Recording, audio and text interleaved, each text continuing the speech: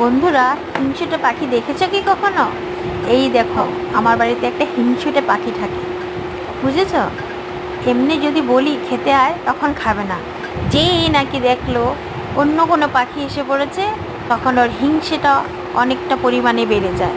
দেখুন কিভাবে দৌড়ে দৌড়ে এসেছে, এসেই থালা নিয়ে ওর কি রাগ অভিমান, পারলে সব উড়ো মেরে ফেলে দেয়, কিন্তু পারছে না অনেক চেষ্টা করা সত্ত্বেও। দেখুন, আজকে 2 দিন ধরে ভালো করে খেতেই চাইছে না। কি হয়েছে বুঝতে পারলাম না। তার জন্য এই কাঠের দুটো পাখি এনে ওর সামনে রেখে চেষ্টা করলাম যে না ও কিছু খায়। কি আর খাবে, ও তো রাগেই শেষ হয়ে যাচ্ছে।